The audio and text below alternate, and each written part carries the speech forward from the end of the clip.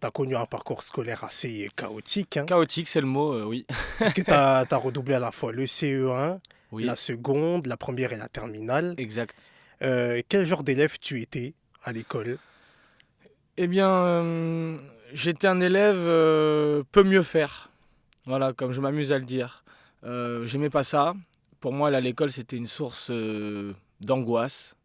Je trouvais pas ma place. J'avais du mal à suivre le rythme imposé par les professeurs dans les matières. Je prenais beaucoup de plaisir cependant à l'école pour les copains et les copines. Mhm. Voilà, j'ai jamais eu de mal à me faire des amis. Mais pour tout ce qui était de l'ordre du travail, de la discipline, c'était très compliqué pour moi. Ouais. J'avais du mal à rentrer dans ce moule.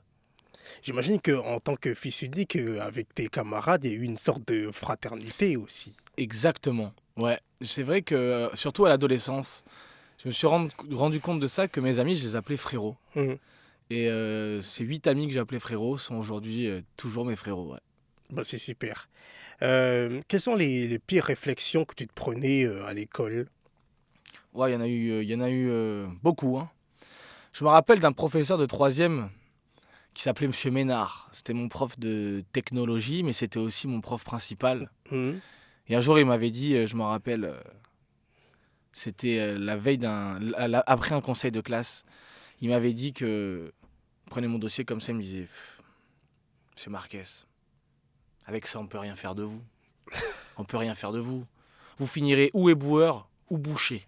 Et même là, avec ce que vous me donnez comme résultat, je ne sais même pas si je vais pouvoir vous faire passer en classe supérieure. Je vais voir avec mes relations.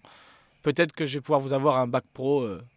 Mais ça ne sera pas un bac pro vente, hein. Il y a une nouvelle formation qui vient d'ouvrir dans un lycée sur les boulevards. Vous allez faire du bac pro transpalette. Vous allez être porteur de palette.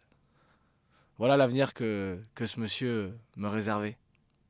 Mais bac pro, c'est ce que tu voulais faire ou pas du Non, tout? pas du tout.